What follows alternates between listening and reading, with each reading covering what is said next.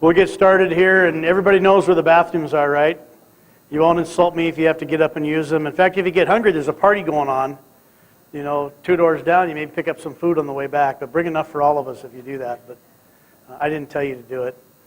My name is Jim Lynch. I'm the director of the Department of Transportation. We have some people here from MDT. Dwayne Cayley, some of you may know, he's the division administrator. He handles all of District 1 in charge, which is everything from Idaho to Eureka, so to speak, and about to Garrison going east. Am I about correct? And up to the Swan is all District 1. So that's under his area. And Dwayne Williams, not to be confused, they actually spell their names different. One is spelled DW, the other is spelled DU. Dwayne Williams is the highway traffic safety engineer out of Helena. He's here with MDT. We have Sally Yarnell. She's the ISD person, so in case I screw something up here, I'm over 50. There's someone here that can fix it. I usually look for a 15-year-old in the audience, because they can fix things just like that. But Sally's close to that. What are you, 17, 18? Okay. And we have Paul Grant. Paul Grant is he's the one that sets the meeting up and gets all these charts here and on time and makes sure that my mic works and everything else. So he kind of does most of the work and doesn't get any of the credit. And let's see, did I lose anybody else from MDT? I think I got everybody. Mike Tooley is here. He's Lieutenant Colonel for the Highway Patrol. Actually, you're the big boss now because Paul's still in D.C., is that correct? You know, it's funny, I had a meeting this morning, or today, I get done at 4 o'clock, so I had to fly over here, and Mike had a meeting too, and the only way he could be here is if he could fly with me, and I said, sure, you can fly with me. And I've flown in the State Aero Commander a lot, but I got in it, and as we were sitting down and buckled, I saw a box of Krispy Kreme donuts. And then I realized that Mike's up in the co-pilot seat. The only time we have donuts in the aircraft is when we have law enforcement in it. You know, isn't that amazing? It's just amazing how that works. They were good donuts. I ate one because it's the only thing I've had to eat all day. So if I get a little rummy up here, you'll kind of understand why. And let's see, we've got Sean Paul is back there. Sean Paul from Missoula, and we've got is the sheriff here, Mike? He had to go. We have the captain here for the Highway Patrol in this area, Tom Hamilton, and we also have Dick Lewis back, the captain for the Missoula Police Department here too. These individuals do an awful lot for highway safety in this particular district. I'm going to explain some of the rules here. One is cell phones. I have a great cell phone rule. If you have a cell phone, have you ever heard my cell phone rule? You've heard it? It's a good one. And first of all, you're all very important people, and cell phones are very important as long as you don't use them when you drive. But I know you have to be connected. So if the cell phone rings, you're more than happy to answer it. I do not care. It doesn't bother me a bit. The only thing that I ask is that you talk loud enough so the rest of us in the room can at least hear half the conversation. I think that's fair. And then if it's your wife, your husband, your son, your daughter, you end with a very convincing I love you. And we all have to agree it was convincing. And if you can do that, go ahead and answer that telephone. It won't bother me one bit. Why we're here today is the Department of Transportation completed a comprehensive safety plan, which some of you in the room participated in. This was a statewide comprehensive safety plan.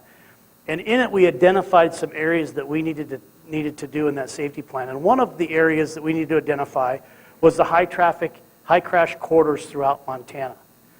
And in that plan, it was a collaboration of city planners, law enforcement, legislators, private sector members, EMS, about a good cross-section of people from various areas of the state of Montana. And what we identified as one of the things we need to do in the comprehensive plan is identify high traffic, high crash corridors, and then take that information to the public, to the areas in which they're at. There was a consensus that, people know there's accidents going on, but they really don't know why, or they may think they're happening for a reason that they're just not aware of. And the other thing was we had to identify at MDT, based on the traffic information, what are some of the things we could do at the Department of Transportation to help this particular area, this particular high traffic corridor. But we also realized we don't have all the answers. We in Helena really can't tell Missoula what's really going on. We can show you the numbers, we can come up with some ideas and some suggestions, we can make some assumptions, but it was decided that the people within these communities that are actually driving on these roads, maybe even being involved in some of these accidents, really have the answers. So what we're going to do is we're going to go through all this information so that we're all on the same page, and then we're going to go through the 4 E's that we've identified and show you the things that the Department of Transportation is doing in conjunction with your community, and maybe even some things we're doing that not in conjunction with your community as far as traffic issues go. And then we'd like to hear from you. We'd like to hear what, what some of this information means to you, because I may assume something that really isn't there. And it isn't about who's right or who's wrong, but as we're trying to get as much information as we can from the local community so that we can do something about the safety culture in Montana. And what's going to be interesting when we walk through this, there's one common denominator here. Missoula really isn't much different than we've done. This is our fourth one. Missoula really isn't much different than the other four areas. And what we're seeing a lot is accidents primarily are random. They're really random. And I've talked to law enforcement. I have an opportunity I try to talk to them before every meeting, and they can almost tell me where the accidents are. So they're random and they're predictable. And if they're random and predictable, then there's something we can do about it. There's something that we can actually work and solve and try to eliminate. And let's just go ahead and get started.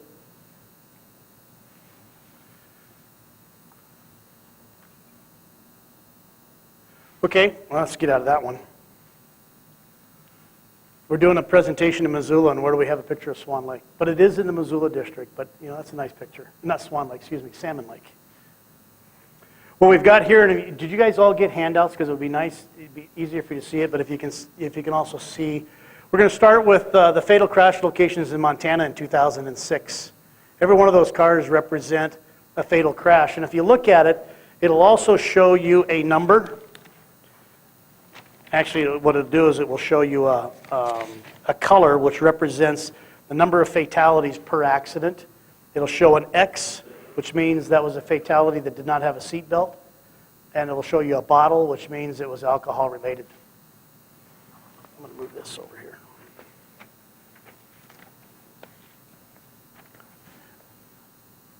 These are the fatalities not wearing seatbelts from 2001 through 2006 statewide. That's pretty alarming when you look at, the value of people that have lost their lives on Montana's highways during that time period. As you can see the number there, almost 1,300 deaths, 1,278. The real sad thing, too, is that 940 of them were unbuckled. 74% of the fatalities statewide are unbuckled. What's really interesting is we do at the Department of Transportation seatbelt surveys, and 80% of us are wearing our seatbelts. But yet, only 74% of our fatalities aren't. It's kind of that 80-20 rule. 20% of the population is causing the majority of the problems. But what we have to understand about seatbelts is even though we say 80% of Montanans wear their seatbelts, we can't say that 80% of Montanans wear their seatbelts all the time. And then you can ask yourself here, some of you at larger crowds, I ask, do you wear your seatbelt? And they say, oh yes, but mostly on the highways. And that's usually what happens. A lot of drivers, although we have an 80% usage rate, they won't wear them 100% of the time. And that causes a real problem when you get into an automobile accident. So when we did our comprehensive safety plan, we identified the high crash corridors throughout the state of Montana, and it's no surprising, it seems to be, right there in that high traffic area in Montana mostly. Right through here, what do they call it? The economic boot, so to speak. We have accidents over here in eastern Montana, but not near the numbers here. And obviously the ADT over in this area isn't near what it is in western Montana, down through the economic boot and into Billings. Now we're going to get into some information about Missoula itself. This is the yearly crash trend in Missoula County outside the city limits for the 6 years. And what's nice here is it's good that we're kind of trending down, but we're not trending down very fast as far as the number of crashes. The injuries are trending down a little bit too. And what might be driving a lot of this is Missoula has a tremendous EMS service. That's very important to saving people's lives. It probably isn't going to affect the injuries as much, but when we get into fatalities. But also what might be driving this is our speeds are getting lower, and maybe the sheriff and the police department can kind of talk about that. As our roads get congested, we have a tendency of driving slower. This kind of tells you where the accidents are happening. We looked at all the roads in Missoula County, and half of them are happening on basically 5 roadways. And then the major numbers, I should say, are on 5 roadways. As you can see, I-90, 21% of our crashes are on I-90. And then, of course, 11% on US 93 South, 7% US 93 North, Montana 200, and Montana 83. These would be Missoula County outside the city of Missoula. The remaining crashes, 49% on all the various roads in the county. So what we did is we compared the crash trend, the yearly crash trend in the city of Missoula. Again, it really follows closely to the county. We see some spikes in 2005, but for the most part, the injuries are trending downward, the number of accidents are trending downward. And when you look at the city, of course, they aren't going to be the same roads with the exception of a couple of them, but we add US 12, Russell, and Broadway. They're primarily city traveled roadways. And you can now see the percentage of accidents that are happening on those 4 roadways. And so half of your accidents, or almost half of them, are happening on just 4 roadways there, and then the remaining is on the other roads. So what we want to do is take a look and see what's happening by month. You know, are we a winter accident community? Are we a summer accident community? What's really happening? So we took in the county the 4 high ones, the 50%, and we put that on a chart to kind of see what's happening. And we have November and December and January, and then we start to kind of level off. But for the most part, with the exception of November, you know, we're kind of steady. If you kind of look at the blue and look at the blue, we're pretty well steady across the line. The important thing to look up here is the percent. You know, that's still only 12% of your fatalities, even at the high mark. So what it's telling us, even though these represent 50% of the accidents, they still are pretty well random across those roadways. This is Missoula County Day of the Week. I talked with law enforcement earlier today, and they told me Thursday and Friday is where they really have some peaks, and they're right. That's kind of where it is, Thursday and Friday. They seem to have a little bit higher accident rate. What's really interesting here, which we're going to look at, because this kind of stands out for us, and that's, I'm losing my pointer, but right here, I-90 outside of the city.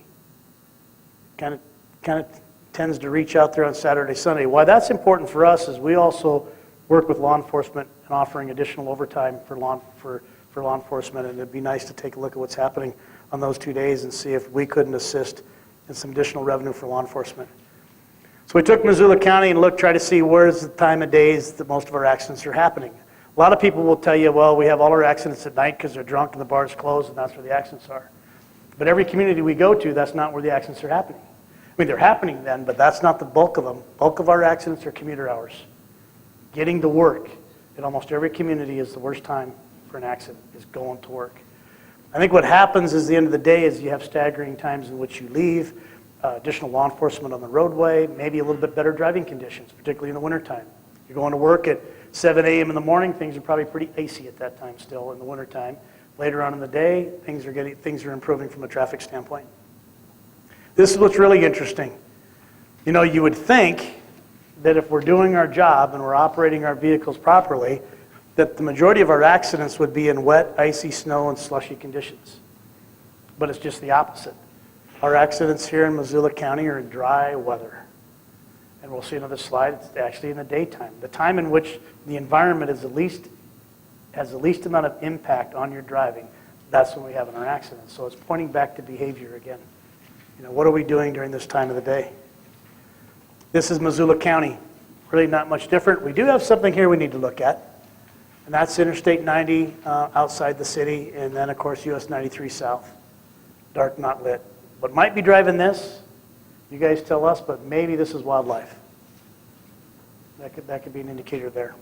But again, look where we're making our mistakes. In the best time of day, the least amount of risk from an environmental standpoint. So then we took the driver collision types. We wanted to look at what type of accidents are we having. And this is not unusual. Missoula County and the city of Missoula is not unusual from the other parts of the states. Most of our accidents are single vehicle. And you can see in this particular case, in the county and the city, there's single vehicle accidents. Single vehicle wild animal crashes outside the city limits for Missoula compared to the state. You're pretty much the same all the way across. There's nothing there that's really that stands out to us. Now this is collision type within city limits compared to other cities.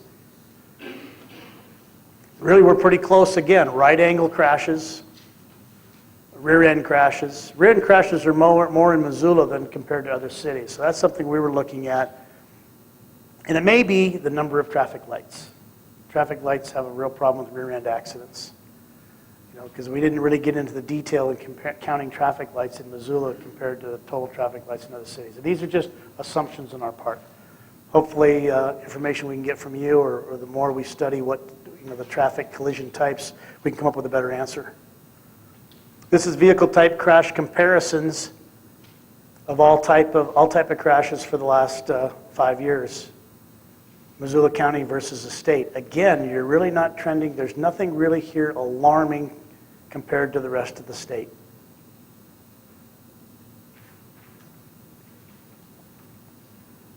This is city of Missoula compared to other cities. We were a little bit different when we looked at the comparisons on the other pie chart. We're a little bit closer when we look at the vehicle type of crashes. And I guess that stands to reason. Most cities, you probably have pretty much the same makeup of vehicles, cars, SUVs, whatnot. If you're in more of a urban area, it might change a little bit. And I would say, you can tell me, do you think half your vehicles in Missoula are cars? I think they are, because that's what's represented in your accidents. 57% of your accidents are cars. So now if you told me that you only have 20% of your population is cars, then this is something we need to look at. But if half your population is cars, then, or the percentages are right, then basically you get back into that random. Accidents are random. This is a comparison of pedestrian crash comparisons for the last 5 years. Missoula compared to the state average. State average kind of is flat, ups and downs. We're a little bit concerned here in 2006. The other problem we have to recognize in Montana and in Missoula is our numbers really are low. So if we have a serious accident that involves 2 or 3 more, it really can run our numbers. You can really skew them quickly. And we have to be aware of that. So we try to look not so much at the numbers, but what's happening trend-wise.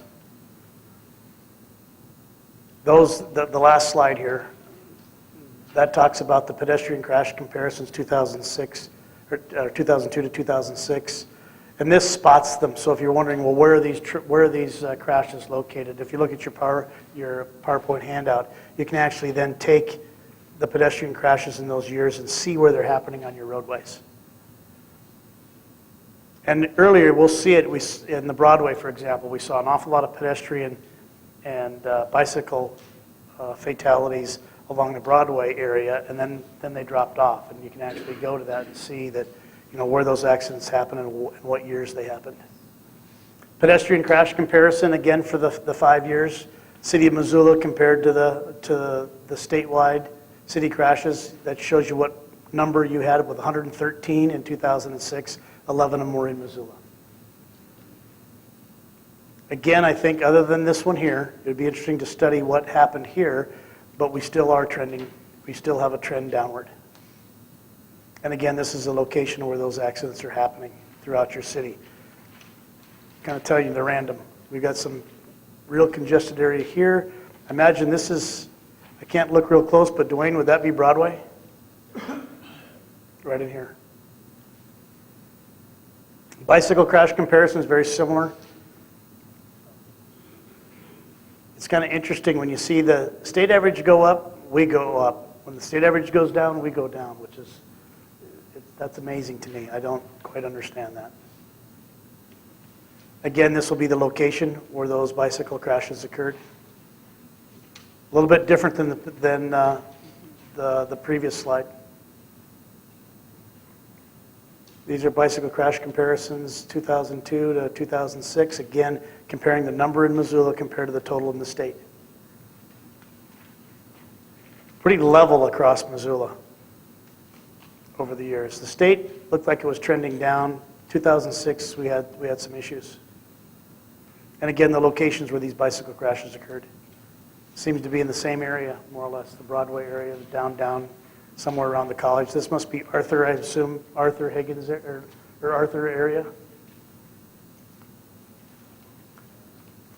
This is a real concern to Montana. We have increasing numbers of motorcycles, and we're having an increasing number of motorcycle fatalities. And primarily it's lack of helmet that's causing a lot of problems. And also, let's face it, you know, you can put a helmet on, you can put leathers on, but that's not going to defend you too much from a car hitting you broadside. It's a real risk we take in operating motorcycles. What we're also seeing in Montana is the age of a motorcycle operator. They're usually old guys like me. They don't really have a lot of coordination, and they still think they're a kid, and they get on the motorcycle and they get into situations that they can't handle. This is what Missoula, the number of crashes in Missoula compared to the number of crashes statewide. Statewide, we're increasing, but what's interesting here is Missoula is pretty flat. And I don't know what that is. Do we have a lot of motorcycles in Missoula? Are we seeing increasing numbers of motorcycles? This is a good sign, though. Statewide, we're climbing, but for some reason in Missoula, and maybe we have a great training program here. Maybe some of the motorcycle shops are offering some educational one. I don't know, but this is a good sign here. This is interesting because when you compare a city in a county, you kind of want to know, are most of your miles being driven in the county versus the city? And what you'll see here is the county and the city are pretty well even. What this line shows right here is a change in the boundaries. The city boundaries changed, so the ADT, the daily vehicle miles traveled in the county, went down, and the daily vehicle miles in the city went up. So it's following pretty equal. But what's interesting here, which I never would have assumed, and I suppose you don't either, is your daily vehicle miles traveled are actually decreasing in Missoula County and the city. I wouldn't have thought that. I would have thought the other way around, that you'd actually be increasing. This is a hard slide to read, but what this is doing is this is looking at Missoula County, and each one of these bars represent a different year and the vehicle miles traveled in that area. And if you look at the various roads throughout the county, with the exception of a few, they're pretty steady. We have some decreases.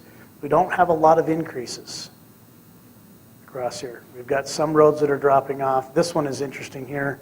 I'm trying to figure out, does anybody know what road? That's 12. For some reason in this year, which I can't read, we had a big decrease. And it stayed pretty flat across the years. This again is a hard slide to read, but I'm going to tell you, we found an error here. And you're seeing some, this one we still need to look at. So don't get too concerned with this area here. There's something going on here. We just can't spike like this. And so we want to do a little bit of research on that particular roadway. Our hunch is we've got some numbers wrong here on the Florence Road. This number is correct up here, but we're not quite sure of the years right through here, these 4 years. This is interesting here because this is going to tell you what happens on highways from a congestion standpoint and from a improvement standpoint. On Highway 93 south of Missoula, there really hasn't been much change infrastructure-wise in this road. But however, from 95 to 99, this gives you your crash numbers. 542, the crash rate is 2.02, severity rate 4.79, fatalities, incapacitating injuries 99. Now we haven't made any really drastic improvements on the infrastructure here. But what we did, what's happened here is, although at 19,600, there isn't much difference in the jump from this road and this road.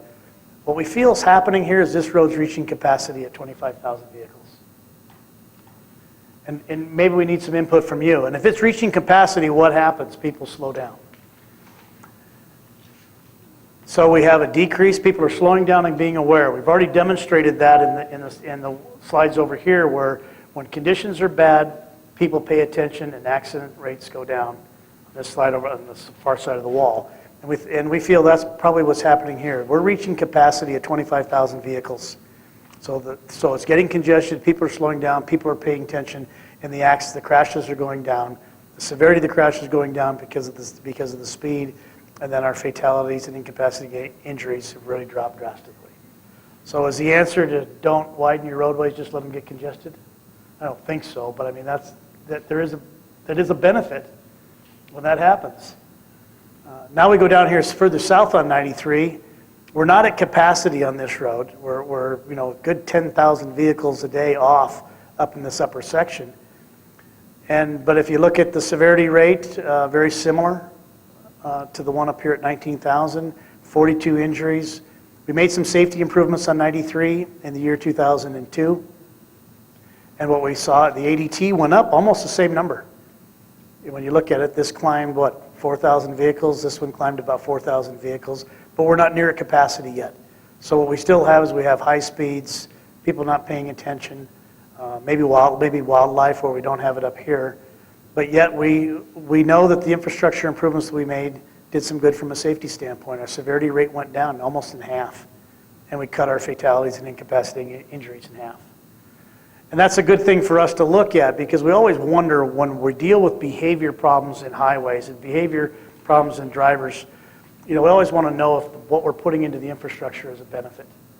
Does it really override some of the behavior activities to take on? In this particular example, we can say yes, it did. This infrastructure change was well worth it from a safety standpoint. This is West Broadway, a lot of press. When I first became director, I inherited all this press. There was decisions made. I think it was the right decision by the city council to do something with West Broadway. They changed it from a 4-lane road to a 3-lane road. Caused a lot of conflict and pain and who knows what. But their decision, the city council, the purpose for making this change was for this right here. That's what their main concern was. And so we compared this from July 2002 to June of 2005, and we added them all up. This is when it was a 4-lane roadway. The number of crashes, fatals, but this was the big area of concern for the city of Missoula. That's what they wanted to fix when they went to the diet plan. And you can see after the diet here in 2007, we've gone from 8 to 0, from 2 to 0. They accomplished what they wanted to do with that diet plan. This is interesting though. Number of crashes from 92, of course that's over a longer period of time, so we have to take that into consideration. But still, when you add the years up, that's considerably more crashes than you're seeing in this particular time frame and this particular time frame. But why the increase? When we did the diet plan, why do we have an increase here? Remember we added that light? Remember the talk was, the light doesn't quite meet the warrants to put in a light, and whenever we say warrants, and Dwayne Williams is going to talk about that, everybody thinks money. But when we look at it with a light, we know that traffic lights are going to cause accidents. So when we decide whether a light should go in, we want to make sure when we put in the light that the accidents that come with the light are less than the accidents happened prior to the light. And we knew we were marginal, and this is kind of an indication that that's probably what happened. This number should go down as the congestion and the use of West Broadway increases a little bit after we get more into the warrant range. But the interesting thing here to look at is right here. This is what the city of Missoula's goal was, and they achieved it. Again, this is early, so we need to continue to monitor this and see if that holds true throughout the years.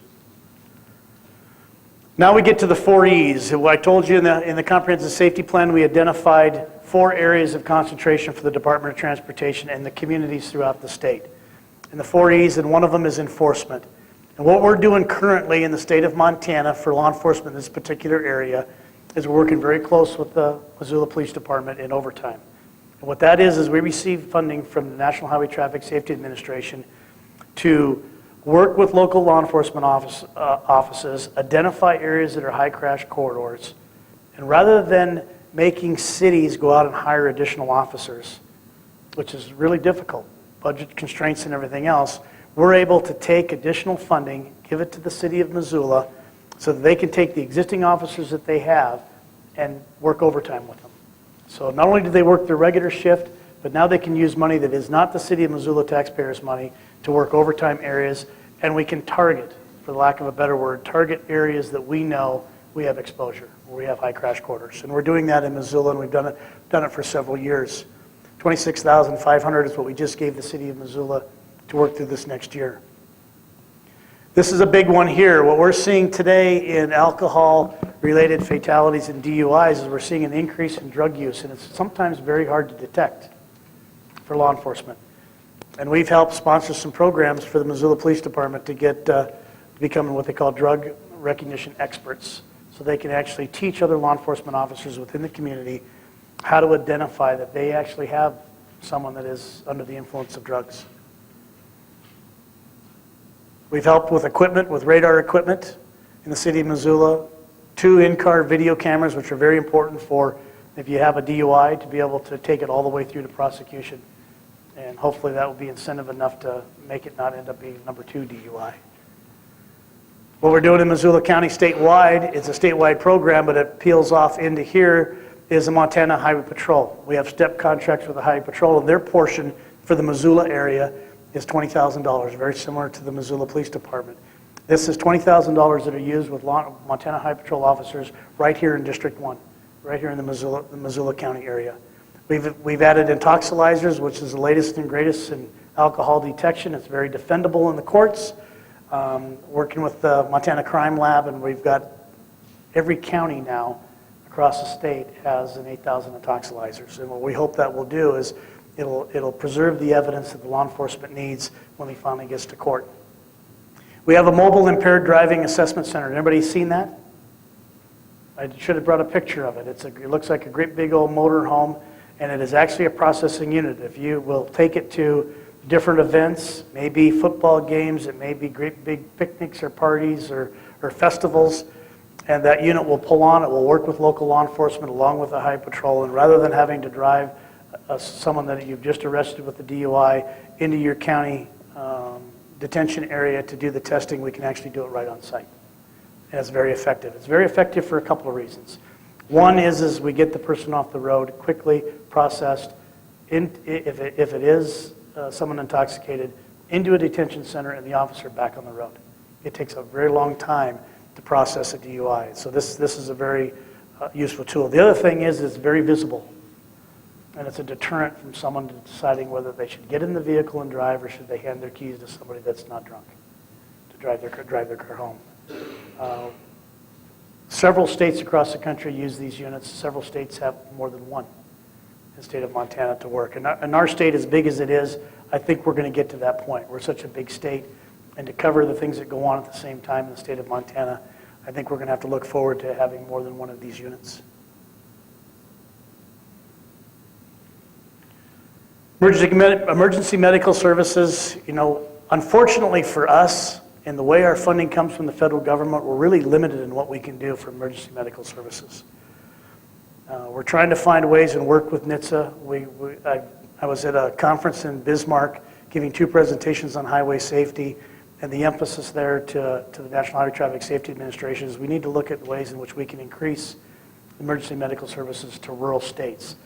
When you look at the state of Montana, the average response time in the state of Montana is 1 hour. So if you are in an automobile accident that has an incapacitating injury, an injury that needs medical care, 2 things have to take place. Do I have any EMS people here? 2 things have to take, good, I can lie. No, I won't. Two things have to take place. If you're injured, in order for that injury, for you not to live with that injury for the rest of your life, you need to be at a trauma center, a medical facility, within 30 minutes. If you're not there within 30 minutes, you will probably live with whatever impact that injury had. It'll affect you for the rest of your life. The other area you have to hit is you have to be there within 60 minutes if you don't want it to end your life. And when we look at an average response time in Montana of 1 hour, we are really behind the 8 ball when we get in an accident on Montana highways. And EMS facilities are crucial to saving lives in the state of Montana. When we talk about an average, when I looked at the numbers, the longest one was 23 hours was response time. And that from the time the accident happened until they actually got to a medical service. Obviously, what happens in Montana is we leave the road, we go down into a ravine, and we stay there until someone happens to come by and see us. And if you've had snowfalls, chances are they won't see you. I had a young girl told me a story that she was involved in a rollover accident, single vehicle accident, not wearing a seatbelt. It happened about 11 o'clock at night. She was ejected, the car landed on top of her, and she was alive. She laid there till 9 o'clock the next morning. It was snowing, the snow covered up her tracks, the snow covered over her car. She was a few miles from her family. She could actually see her family looking for her. And she couldn't do anything about it. She went in and out of consciousness several times through the evening and was woke up by the neighbor's dog the next morning that found her. And then eventually, as daylight came, people could see the vehicle and they went down. And fortunately, she lived. But that isn't uncommon in Montana. It happens a lot, and that's why seat belts are very important. It's the one single device we have in our car that doesn't cost us anything, is not uncomfortable, and only takes a half a second to apply. And it's the one thing that we need to do to save our lives in Montana. We're fortunate in Missoula County. You have 2 great hospitals here. You have helicopters for life support to fly you to a trauma center. You have tremendous numbers of EMS volunteers that give up a lot of their free time to make sure that they save us on our roadways. So we're very fortunate here in Missoula County, and it's probably what's driving some of the numbers of your fatality numbers down in this particular area. These people need to be commended. And we're trying to look at ways nationally that we can increase revenue and services, emergency medical services throughout Montana. Education, we do a lot. You have a lot going on right here in your community with Safe Kids, Safe Communities. It is partially funded through the Montana Department of Transportation. Various mock DUI crash reenactments for schools, just keeping it out there in the forefront, keeping it to their attention of what's going on. You had an event here, Kevin's Last Walk. I don't know how many participated in that, but it was a tremendous participation across the state. Again, it's awareness, it's education of what's happening. Kevin was not a victim of an automobile accident, but he was a victim of someone under the age of 21 binging and alcohol, and it ended his life. Again, that is a problem with the young drivers in Montana, alcohol, and then get behind the wheel. Child passenger safety is a big thing in Montana. Unfortunately, we do not have, all of our seatbelt laws are secondary laws. This is very unfortunate. We do not have a primary seatbelt law for child passenger safety as well as for adults. That child doesn't know any better. You know, we need something to assure that child that they're going to be buckled, and at least give the law enforcement an opportunity to inform the parents that they need to be buckled. And we're going to work on that in the next legislative session. Various bait and belt campaigns, media, TV, radio spots, doing whatever we can from an education standpoint. I'm currently working with David Huff with OPI about driver's education and where the Department of Transportation can play a role that we can play in driver's education. What's happening in today's drivers, most of us that are in the room here, when they took their first driver's training class, they already knew how to drive. They already had hours behind the wheel. You're probably out in a farm field, you probably have already gotten stuck, you maybe have changed your first flat tire already. You may even have banged up the farm pickup or whatever the case may be. Most of us had lots of experience before we ever took our first driver's training class. Today's drivers have no experience. The majority of them, the first time they get behind the wheel of a car is in driver's training. 6 months later, they're given a license. Now we have graduated driver's license, which now involves the parent in the training, which is very important. And they now begin to understand how much knowledge their child actually has behind a wheel and work them through that probationary period. But we really need to do something with driver's education in the state of Montana, and we're exploring different ways. You know, we take driver's training at 14 and a half, we get a driver's license at 15. The closest we get to additional driver's training is 6 years later when we go in and get a new picture. And we take a reading test. And then we get a little bit older, and then we get a little bit older. And there is no continued education for motorists. And with the increase in ADT on Montana's highways and other highways across the country, with the increased distractions in an automobile, continuing education and driving is very important. So we're going to look at, you know, what are the benefits of continuing education and how is that fundable? What's the economics to do that in states like Montana?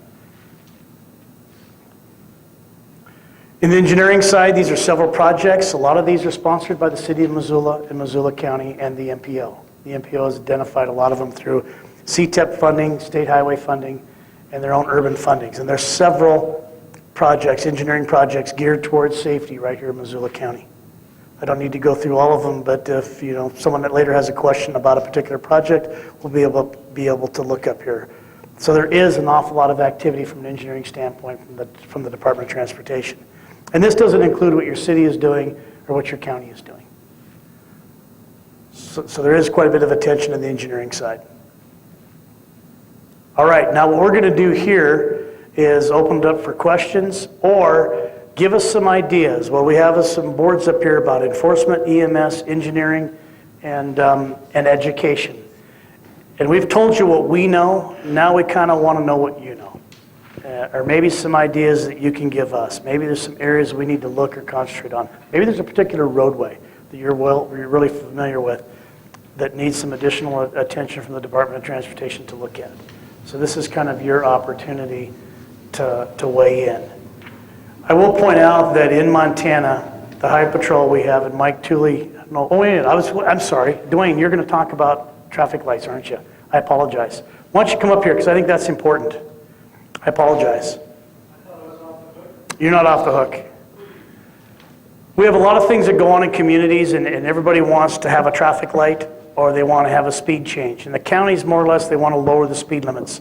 And Dwayne's going to tell you, is that a good thing or is that a bad thing to do? The other question we get asked a lot is how many people have to die before you, MDT, put up a light? And it's a valid question. It's a very valid question. It's a question that we do not take lightly. And so what we want to do is kind of educate a little bit as to why we put traffic lights and where and what happens when we do it. And then, of course, how we set a speed limit on the state highways. You in the urban area statutorily can set it. The city's 25. I think the county is 35. Is that correct? And then outside of those areas, it's the responsibility of the Department of Transportation to set the speed limit. So I'm going to turn it over to Dwayne Williams now. Do you need this? You got it? Can everyone hear me? Am I on?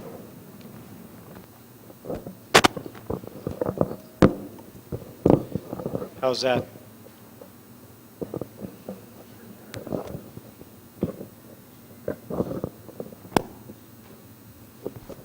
Can everyone hear me? Okay. Really have to. Now can everyone hear me? Okay, great. I'll talk a little bit about traffic signals. We do get quite a few requests for traffic signals at an intersection.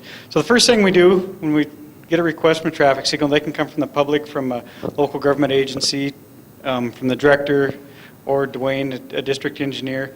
The first thing we do is go out and count the traffic entering the intersection. We go out and put those little tubes across the road. Probably everyone's seen those little tubes.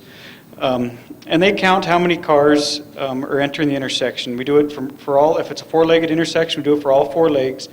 And we get a 24-hour count for how many vehicles enter the intersection. We also do what we call a turning movement count, which we count how many... That was me. Count how many vehicles are going straight through the intersection, how many are turning left, how many are turning right. We take that information back to the office, and Jim talked about warrants a little bit earlier, and I think probably a lot of people have heard of signal warrants. It's actually not a cuss word. There is actually signal warrants. We have a Manual and Uniform Traffic Control Devices. It's a federal publication. In Montana, by state law, we have adopted that manual, and it is to create uniformity in our traffic control devices that we place out on the road. And a traffic signal is a traffic control device. There's 8 warrants guidelines that we look at. Most of them have to do with the volume of traffic. How many vehicles are going on the main line, the major route, versus how many enter from the side street. And so we compare all the traffic that we counted against those guidelines. And it's pretty important that a traffic signal meet those guidelines. If they don't, the intersection probably is at an area where either the side street doesn't have a lot of traffic, so and the main line does, that it may not make sense for the main line to stop all the time. That it has to make sense at traffic control to really be effective. And if there's not a lot of traffic on the side street, people driving on the main line having to stop, they may not understand exactly why. Or if the main line doesn't have a lot of traffic and you pull up from the side street, it's an extra delay. You probably could have just went from the stop sign versus having to wait while the signal changes through the phasing. So it's pretty important we meet those guidelines. But that is just a starting point, those guidelines. From there, we did those turning movement counts, and we look at the turning movement counts. When we stop traffic on the main line, there's nothing that hurts the efficiency of traffic worse than stopping. And so we know how many vehicles we have, and we know how long we can stop them with the signal. So that helps us determine how many lanes we need in order for a signal to work well. We also can determine on that, if we were to put a signal in, do we need a left turn arrow? Do we need a left turn lane? How many phases do we need? A phase is when you have a phase, you have the green arrows. You may have a north phase that all northbound can go and then all southbound can go. Those are different phases, and the turning movement counts help us with those phases. We just put in a signal up in Kalispell at Montana 82 and US 93. When we first looked at it, we thought, well, the existing geometrics, the lane configuration would work just fine. But when we got to looking at the turning movement counts, we realized that we actually needed two northbound lanes, because stopping the traffic for that amount of time, it would have really backed up traffic to only have one. So without looking at the data, we wouldn't have known that we needed to modify the geometrics. We also look at the crash history, and that's a big component of a traffic signal. We look at the existing condition. Let's say it's a two-way stop. We look at how many accidents we have in the past, like the past 5 years. And if we have five or more correctable during a 1 year period, and a correctable accident would be like a angle accident where someone was left the side street, didn't have enough of a gap, and got hit by a car on the main line. If we have 5 or more of those during a year period, there's a really good chance that we need to look at signalizing that intersection, because people are taking gaps that they shouldn't. They're maybe getting impatient. If we don't have up near that 5, there's probably a pretty good chance that will increase the number of accidents at that signal. So we look at that pretty good. Granted, the severity of the accidents do go down with the signal, but a lot of times they increase. And it's not uncommon at all to have up near 8 to 10, some of the very, very busy intersections, 30 and 40 a year accidents at a traffic signal. So it's important that we look at the accidents. We also look at how close the signal would be to other signals within a corridor. If they're too close, it's pretty tough to time them so that you can move traffic through. A couple other areas that we can look at traffic signal are for pedestrians and school crossing. Those are places where I don't think we've installed any signals in Montana just based on pedestrians. Maybe downtown Chicago or a place like that where you have a lot of pedestrians, you need it. But school crossings we do. That's a little different with school kids. So to create a gap for kids to cross the road, we have put in traffic signals for those too.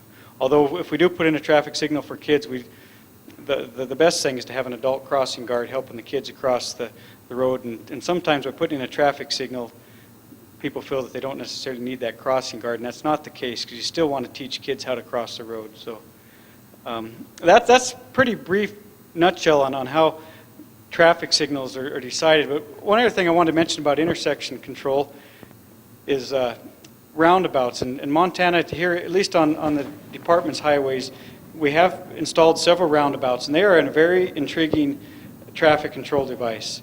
They're an option that may work where you don't quite have enough traffic for a traffic signal, but yet you may have an accident problem.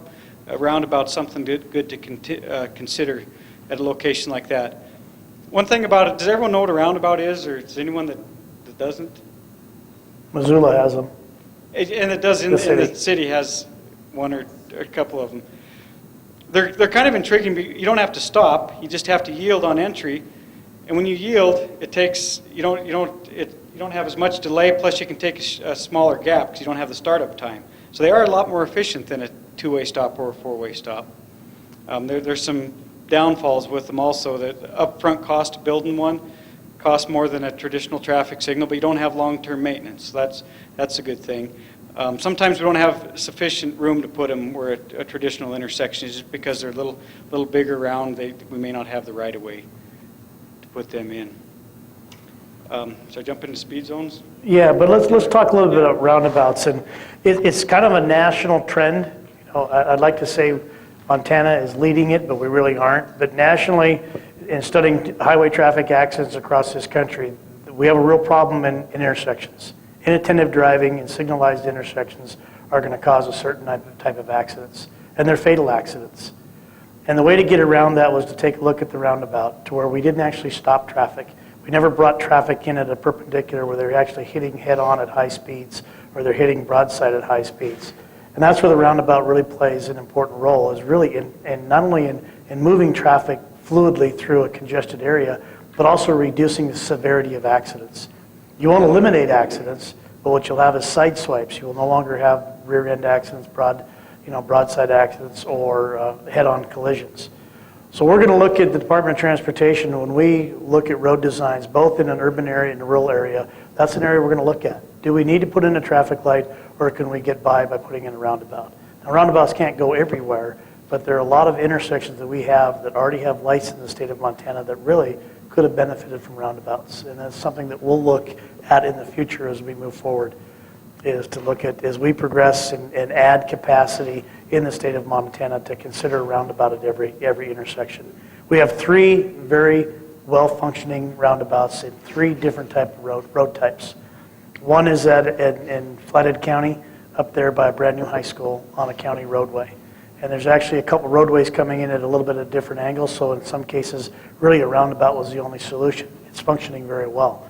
The other one is at Montana City, and they're 2 different speeds. We have speed coming into the roundabout. The roads have speed limits of different speeds going into that roundabout. And we received a tremendous amount of opposition for that roundabout, and since it's open, we've received an awful lot of praise.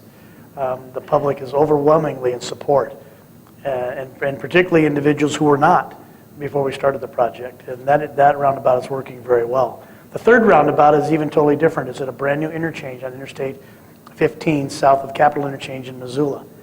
So what we do is you exit off of the interstate highway, and as you come down into a more congested area, rather than coming to a signal, you go through a roundabout and go off in 4 different directions. So we've actually have 3 different roundabouts that have been basically open to traffic this year. And right now we're looking at an area that we can look at some multi-lane roundabouts, because multi-lane roundabouts are very successful.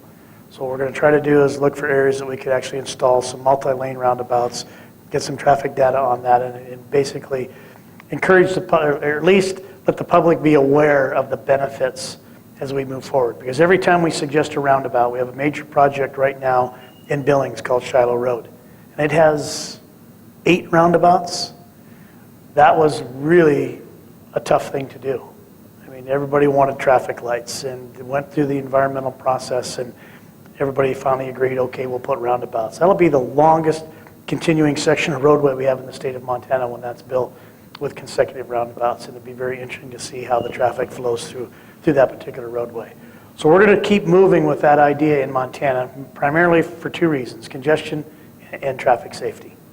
And I'm very encouraged by what we've seen so far in the roundabouts that we've actually got working. Now you can go into speeds if you like. Okay, I have to move over. I think that's an important discussion you had there, Jim. I think the statistics, and we don't have any yet in Montana, but for the severity of crashes, it's like a 70% or greater reduction at roundabouts than a traditional signal. That's an amazing statistic, that if we can reduce the severity of accidents, the number of accidents with severity of severe injuries by 70%. That's pretty amazing. I'll talk just a little bit about speed zones. There's really 2 main speed zones in Montana by state statute. There's the 25 mile an hour speed limit in an urban area. An urban area is constituted by a development every 100 feet for a quarter mile. And then there's a 70 mile per hour outside the urban area. And then we have 75 on the interstate. Anything between that, 30, 35, 40, 45, 50, 55, 60, and 65 now, are what we call a special speed limit. And the Montana Transportation Commission has the authority to set special speed limits on any federal aid urban route in Montana. And by law, we have to do a traffic and engineering study and take that study to the Transportation Commission, and they can act on it. The way we do a traffic and safety study on a stretch of road, the first thing we do is go out and collect data. Again, we put those tubes across the road, and we can count how fast cars are going. If we're looking at a stretch of road, we'll determine how many locations we should put the counters out and count the cars. We bring that back to the office, and we look at the data, and we have what we call an 85th percentile speed. That's the speed at which 85% of the people are traveling at or below. That's a starting spot for us for determining what an appropriate speed limit should be on the road, is that 85th percentile speed. We also look at some other factors. There's a pace, and a pace is a 10-mile-an-hour increment where the majority of the people are traveling. If everyone traveled the same speed, your conflicts go way down, but when people spread out and you have a bunch of different speeds, that's where your conflicts start to go up. So the pace is a pretty important tool we use to see how many people are traveling within a 10-mile-an-hour increment. Usually the top end of the pace is right about the 85th percentile. It's pretty close to that. I mentioned the 85th percentile is kind of a starting spot for setting a speed limit. Speed limits are maximums that we set. So when we set a speed limit based on the 85th percentile, the majority of the people are traveling at that speed or 10 miles an hour below. Typically we like to see 70%. So it's actually a maximum, and most people are traveling at that speed or 10 miles an hour below. We also look at things like the accidents. Is there any accident trend that we can fix?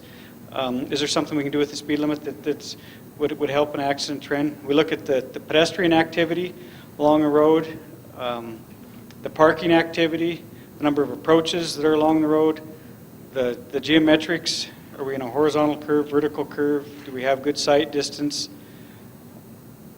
We take all those things into account in arriving at the most appropriate speed limit. Like I said, the main starting spot is the 85th percentile and the pace. That's kind of in a nutshell the things we go to. Then we also, whenever we take a speed limit to the Transportation Commission, we always involve the local government. They're right up front with the request. We meet with them to determine what issues, try to get a good understanding of why someone's wanting a lower speed limit. What is the safety issue. And then after we do the study, we take it back to the local government, whether it's a city or county, and get their thoughts and opinions on the study and their recommendation if they agree with it, if they want it, most cases lower, every once in a while higher than what the speed limit was recommended. But then we take our recommendation along with the local governments to the Transportation Commission, and then they act on the speed limit. And the reason for that, someone may think, well, geez, that's a long process. Why don't you just go out and do the study, lower the speed limit? That's by state statute. When Montana set the speed limit, we went from no speed to speeds on roads. They gave the Transportation Commission the authority, the only authority to lower speed limits on our highways, but we had to follow these steps. A highway traffic study needs to be done, and it needs to be discussed with the county officials in that particular area. So when it gets to the county, when it finally gets to the commission, they have that information. And it's a long process, and it's sometimes very time-consuming, and to communities, it's very irritating because they obviously you can go out there and say we need to lower the speed limit. Now that I said that, I want to share a little example of what happened on 191 in Bozeman. In Bozeman, you've all heard the stories. It's a canyon. It's heading from out of Bozeman to the Big Sky ski area, very windy roadway. The State Department of Transportation had done 4 speed studies on that roadway over various time periods. That roadway had a 55-mile-an-hour statutory speed limit placed by Energy Resource, where all the roads in the country had to be at 55 miles an hour. The Department of Transportation went out there and did a speed study during that time period. The 85th percentile or 89th percentile was 62 miles an hour. Even though it was posted 55, that's what the majority of people were driving. We then went off of 55 mandatory and went to no speed in the state of Montana. Department of Transportation did a speed study on that roadway after it had been no speed. The pace was 62 miles an hour without a traffic sign on that roadway. We then entered into the legislature passed a law and put 70 miles an hour as a statutory speed limit across the state of Montana, and 70-mile-an-hour speed signs went up on 191. We did a speed study. The pace was 62 miles an hour. We then lowered the speed limit to 60 miles an hour, and we had considerable concern from the public that we needed to lower the speed limit further. So the Department of Transportation went out and did a speed study, and the pace was 62 miles an hour. And what that tells you is that that sign really doesn't mean a lot. when it comes to the way people drive. People will drive what the road sets itself to drive. And that's why the speed is that you put out there is very important, because law enforcement officers here know that the frequency accidents increase when speed differential goes. And we have a statutory speed differential in the state that does cause problems, and that's trucks. Trucks are statutorily 65 miles an hour. State highways are 70 miles an hour. That is a legislative speed differential, and any of you that have been in conflict with trucks know what kind of problems that does cause. So outside of that, we have to be very careful that the speed limit that we put on the roadway doesn't create a speed differential. Now, somebody in one of the meetings said, well, you set speed based on mob rule then. You know, if we're all going to drive 90 miles an hour, that's a sign you're going to put out there. That's really not quite true, because if you are uninhibited, you have no impacts to yourself, your mind is on your driving, you could probably cover up that speed limit and drive down that roadway. And if you get a ticket, if you do it and you get a ticket, don't come to have me pay for it. But you should, if you don't have any conflicts in the way you're driving, if you remove that sticker, you'll probably be within the pace of that speed limit posted on that road, because that's how the speed limits were set in the first place. And it's primarily made so that we don't create a speed differential. Now, if we're like Dwayne talked about, if we're in a school zone in which not a park, well, that's crazy. You can't have that kind of speed going on. So what we would do is recommend to the Highway Commission to lower the speed limit. But we'd also request a buy-in from the local law enforcement that they would put additional enforcement out there, because the only way you're going to bring the traffic down to the posted speed limit in an area which is below the 85th percentile is with enforcement. It's the only way you're going to do that. And we have made that recommendation, or followed recommendations from counties that have wanted to lower speed limits, or cities, with their commitment that they would actually enforce it. So it isn't just a matter of going out there and realizing that everybody's driving too fast, so therefore we'll put a speed limit sign out there, and that will solve all of our problems. It all boils down again to behavior. And when we look around Montana, we look at the traffic fatality numbers and the accident rates, it's behavior related. Very few of it is infrastructure related. We do have some infrastructure things that we need to address across Montana. We've got roadways that were built in the 30s and the 40s with very severe slopes, and there's a lot of them throughout Montana. So those are areas that we need to work on and correct, because if a vehicle goes off that roadway, then in that particular case, there's more harm done. Now, the vehicle shouldn't have gone off the roadway, however it did. So we're looking all over the state, identifying high traffic hazardous areas and checking for slopes, flattening the slopes so that if you leave the roadway and recover, you can recover and end up back on the roadway without rolling and flipping your car. But everywhere we go, and so far the fourth one we've been to in the communities, what we're dealing with primarily in traffic accidents is behavior. And it's a safety culture that needs to be corrected in Montana. And the first place it starts is with that safety belt, is buckling that belt, because that's the one simple device that's going to maybe protect you or save you if you happen to make a judgment error in the way that you drive. So what we're going to do now, I hope there's some other ideas. Maybe we missed the boat here in Missoula. Maybe there's something that we didn't even consider on these 4 E's that we really need to look at from a transportation standpoint. And maybe it isn't always directed to us. It could also be directed to your own community too. So let's open it up to questions or any ideas that you may have. If I could just interject here, just a couple things. First off, there are comment sheets out in the hallway. Feel free if you don't want to comment tonight, and your comments are most important, but if you don't want to comment, or you know somebody that's not here that maybe does want to comment, please go ahead and take the comment sheets. There's a comment box out there. You can fill it out and stick it in there, or also you can mail it in. The address is on there, or you can email it in as well. Regarding the question and answers tonight, I have 2 microphones here, so if you would just raise your hand and I'll come around and hand you the microphone. You'll have to put it close to your mouth. If you go like this, you're not going to be able to hear, or just move it around. If you keep it close to your mouth, we'd really appreciate it so we can hear. Sally's going to be our scribe, so she needs to hear what you're going to say.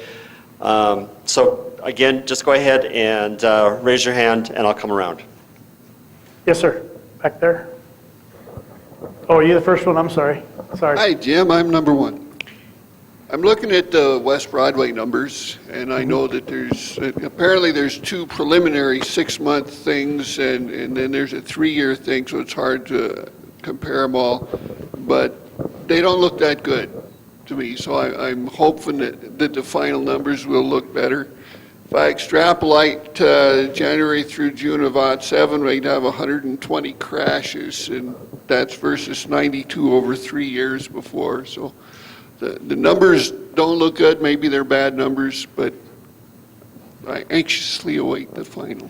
Yeah, and I said that earlier, and we really debated to put this in here yet, but we knew it was going to be an area that someone would want to ask questions about. We are really early, but the indications are that what the city of Missoula wanted to do was affect pedestrian vehicle crashes and bicycle crashes.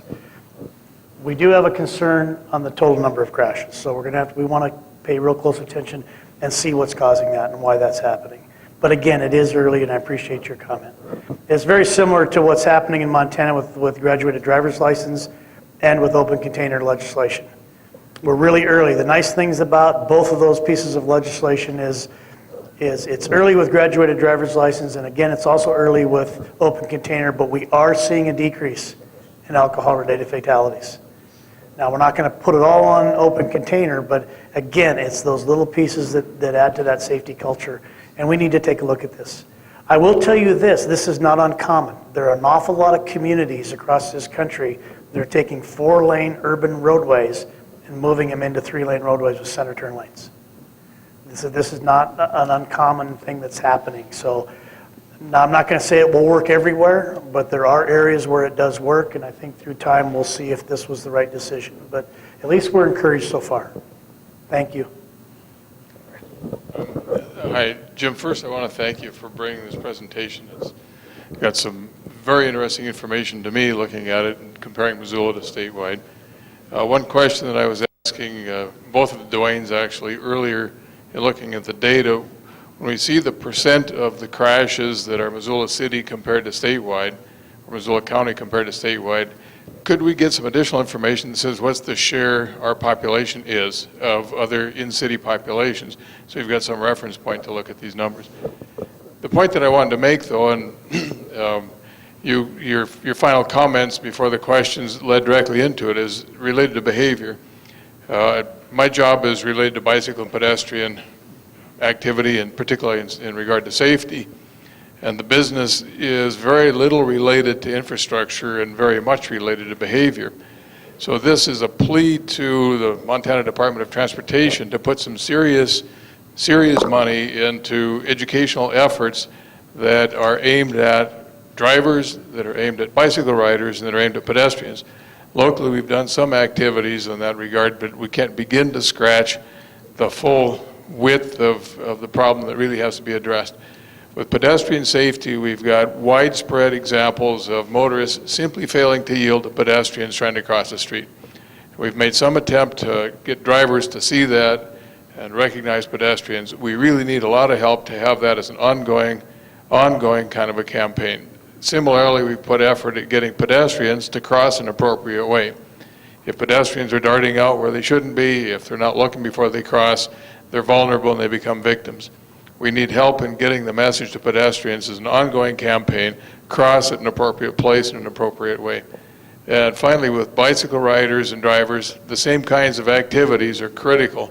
We need to educate bicycle riders to do the kind of riding that's going to keep them from getting into crashes, riding the same direction as traffic, stopping at stop signs and lights, signaling before changing, being visible at night, and so on. Considerable range of bicycle behaviors that we just don't have enough resources locally to educate all of the bike riders about the proper way of riding bicycles. Similarly, we need to educate drivers about how to get along with bikes.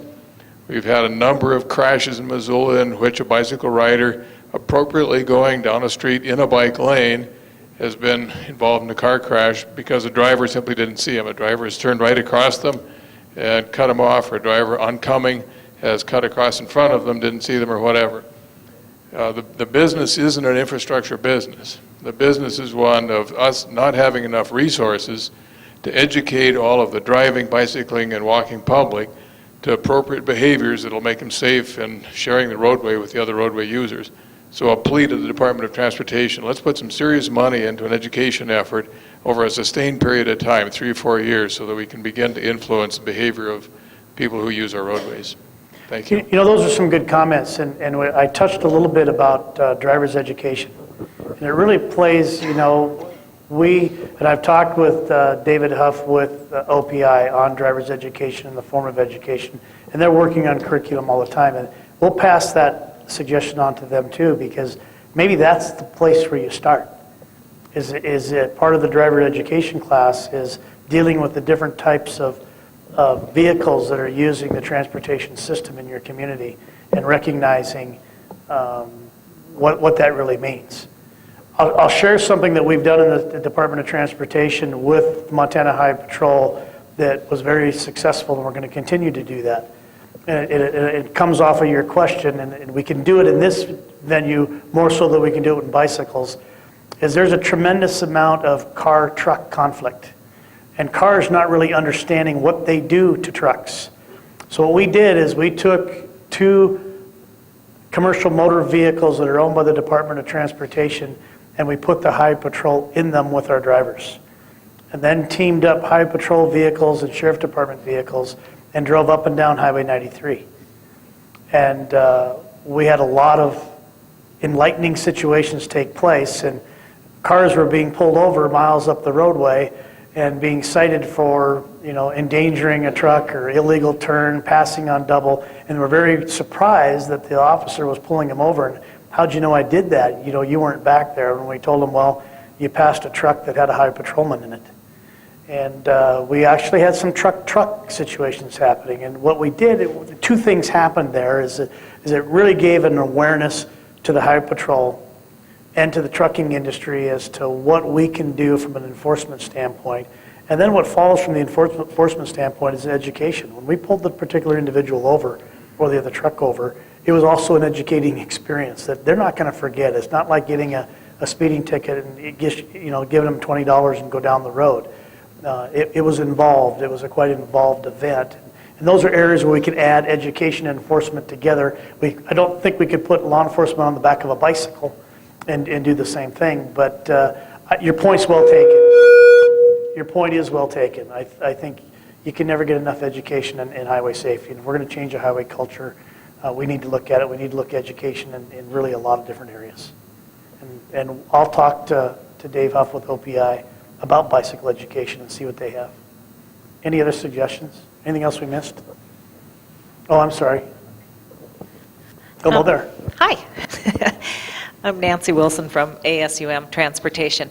I noticed on your safety slide that you showed of Missoula County, you left out, I think, one important safety factor, and that's that the students started their own late-night transportation to downtown and back, and gave about 16,000 rides last year. And so I saw Home Free Missoula, but I'm not seeing the student late-night transportation, which I think has Well, that's great. I'm sorry. We'll make sure we...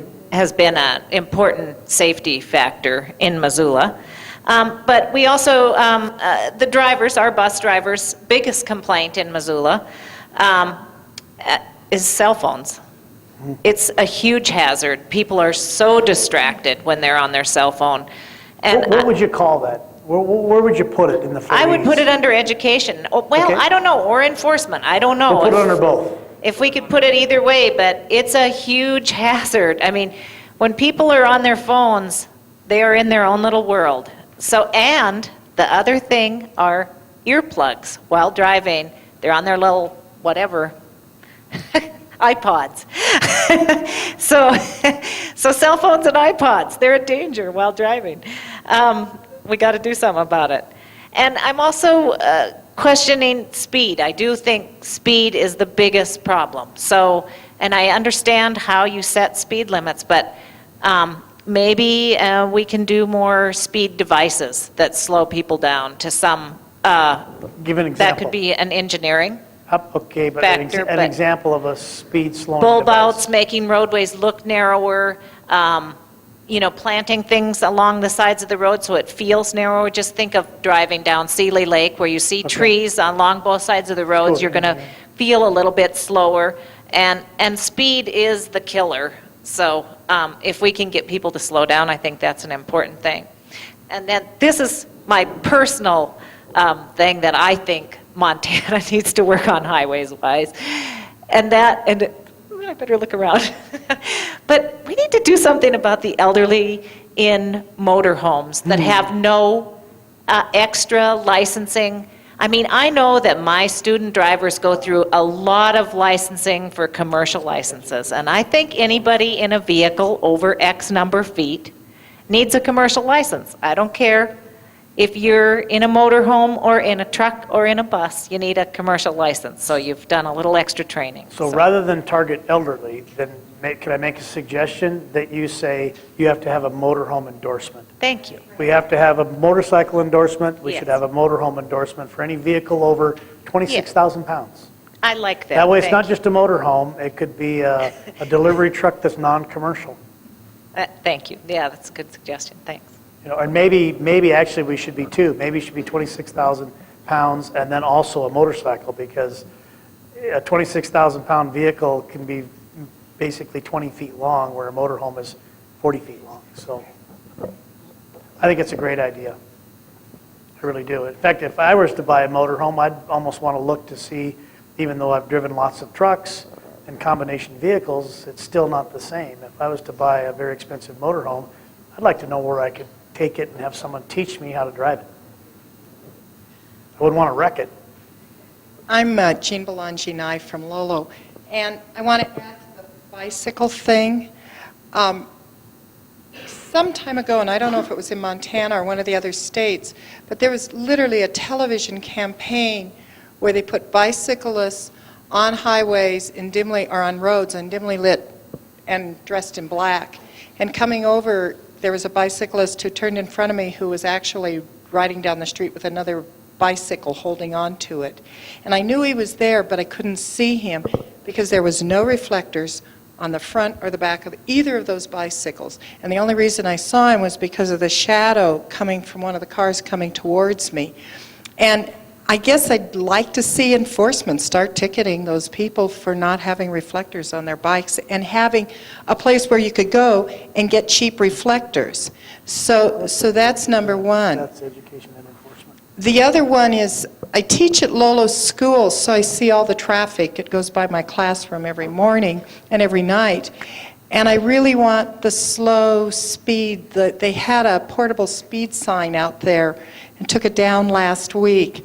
And I'd really like it back, because all of a sudden, everybody who was approaching the school is coming through at 25 miles an hour going south instead of their usual 35 to 40 or whatever they do.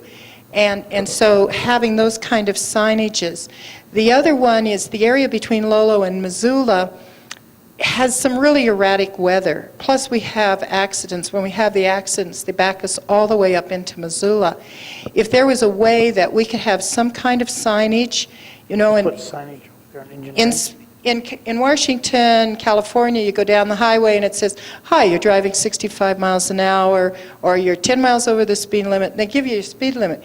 If we could have a sign that comes in and says high winds on the Lolo Flats, bad winds on the grade, accidents, so that something is feeding us in so that people can make some determinations rather than driving into squalls where the winds are 35, 40 miles an hour at 70 miles an hour and your cars are coming at. And that is one of the causes for one of the motorcycle accidents on that flat stretch. So those are my big ones tonight. And notice, guys, I didn't mention the pathway. You know, you make some very good comments, and what I'll tell you what we're doing at the Department of Transportation, we do have various reader boards throughout the state in those particular areas where we have impacts with wild animals or if we have high winds. Another thing that we do, and I don't know if any of you ever used it, but the 511 system in the state of Montana is updated on a regular basis, and we give you driver information and road condition information, which really covers a lot of roads in the state of Montana. But it doesn't take care of the instantaneous change that takes place, such as an accident. The two reader boards we just put in, is Dwayne here? We just put two reader boards in on Montana 200 where the sheep got hit. Well, the reader boards were up long before the sheep got hit. So we had them there. We were warning the drivers that you do have sheep on the roadway, but the sheep still got hit. The cost of those reader boards is in excess of $60,000. So I hate putting money attached to something, but one nice thing about Montana is how we look. We have some beautiful roadways, we have some windy roadways, we have weather conditions, we have wild animals. That's the nice thing about Montana. And with that comes some hazards. And we recognize that, but where do you stop and where do you start? But if you've got some particular roadways, we put it down here and it's something we'll look at. We'll go back to, actually we're going to do this in all of our financial districts. If you have particular areas that you know of, get a hold of Dwayne and tell him, and we'd be more than happy to take a look at those situations. Okay? Which one? Next? Sorry. Hi, my name's Michelle Hand. I actually served for 6 years as a governor's appointee on the Montana State Motorcycle Safety Advisory Committee. And one of the things I like to encourage everyone to understand is those are transportation. When we're out there on our bikes, it's because we're trying to get somewhere. One of the things that we had very temporarily on Highway 93 were some of the orange warning signs for motorcycles during the construction. One of the things that does is that brings awareness to the car drivers and the truckers as well, that the conditions might be iffy, and to give motorcycles a little more of a break, give the motorcyclists a little more room, especially when we're involved in the pilot cars and the water trucks. Unfortunately, that isn't really mandated. It doesn't happen across the state. It's not in every contract. And in Washington, it had to get put into the code through adversarial process. In other words, the motorcyclists got the legislature to insist on it. And I know the Department of Transportation in Montana is more cooperative, so I'd love to see you include that in your contracting. I know that So I get your suggestion right. Motorcycle caution signs through construction projects. through construction Okay. zones. Also, to always consider that is a situation as you go across the state. I don't know how you can do this, because I know there are some issues over who contracts with whom, if it's a federal stretch of road, et cetera. But one of the issues you see as you are a rider throughout the state is really consistent in how those roads are being maintained through the course of a project, and whether or not a motorcyclist is being unnecessarily put at risk because it is being more water, or because there are I've been through huge amounts of chip seal that, my bike is just leaving grooves and I'm only doing 30 and people are passing me, and it's all I can do to keep upright because there's like 8 inches of gravel. So there should be some kind of work rules that don't make it unnecessarily harder on a motorcyclist to get through a construction zone. Actually, we do have specifications that should not happen. I'm Then not going to you say need it doesn't. enforcement. I'm not going to say it doesn't. No, that's not enforcement, that's us. Okay. If you ever encounter that, and I hate saying this, but call us. Well, unfortunately, Because that should never happen. I would tell you that I know specifically there are motorcyclists who've contacted your department after the fact because of an injury or an accident. They've been told tough. So I just want you to Okay. understand that You needs got to a pen? Do I have a pen? Yeah, I've never told anybody who's called me tough. John Call Torma. 444-6201 and ask for me. John Torma, I think it was a city councilman or a county commissioner specifically. Yeah. That would be the most recent example of someone who I know is trying to deal with this issue and just being rebuffed. Just give us a call, because that shouldn't happen. But as I you have to say- understand, construction is construction. Oh, believe me, you think I don't understand that? so- I've been commuting on a motorcycle since '82. But I would also point out, as I say, that the signage then helps the car driver understand issues. And a big part of education, when we talk about bicyclists and pedestrians, needs to include the motorcyclists. For example, I moved here from Whitefish, and now that I'm in Missoula, I'm sharing my lane with bicyclists. So we all have those same issues.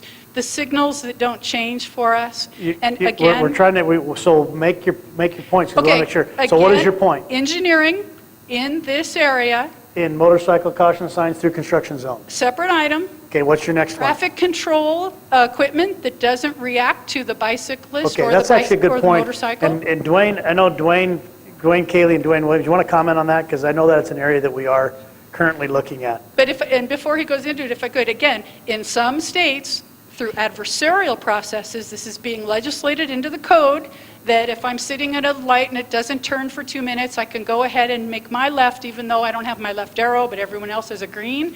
I would like the Department of Transportation to look at how some of those other states have written those rules. Actually, we did have legislation the last session for that, and it did not pass. Right, I need you guys to... So there is legislation moving forward, For so. our citizen legislature, We'll just I'd put rather legislation. see you guys be proposing this, and the citizens feel like we have to come to Helena and fight a battle. I appreciate that we don't have to do that in Montana, and I never want to see us have to start that. Okay, so Those we are got, my issues. we got motorcycle caution signs, traffic control equipment that considers motorcycles, like stoplight loops, and then the other one is legislation, what was to allow motorcycles to proceed if they're sitting at a light too long. Yeah, like Highway 12. But that, actually, the legislation wasn't motorcycles, it was bicycles, wasn't it? I think, but it would be the same thing. Okay. Who's next?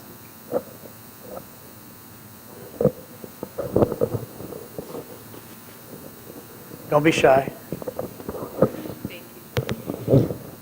My name is Lonnie Hutchison, and I'm the DUI Task Force Coordinator and Safe Kids, Safe Communities Coordinator for Missoula County.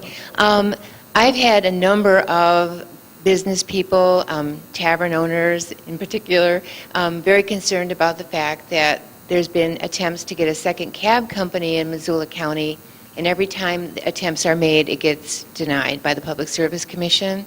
And I do the alcohol server training for the county, and every class, I do 2 classes a month, and the servers are all complaining about the cabs not showing up.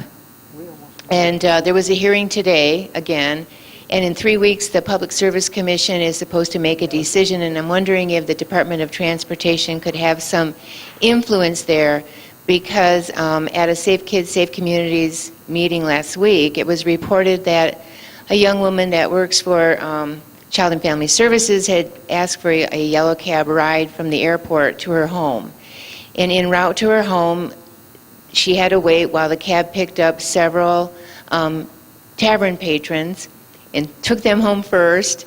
And she said finally, after over an hour of this bar hopping to pick up patrons, she finally said, either you take me home immediately or let me out of this cab.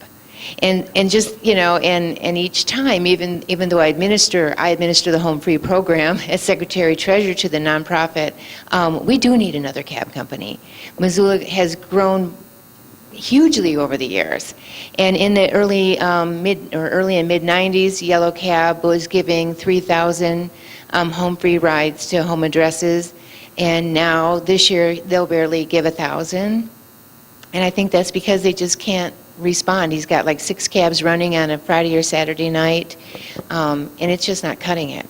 And that's not even talking about people that actually want to, you know, take a cab ride for a medical reason or to get to the airport or whatever.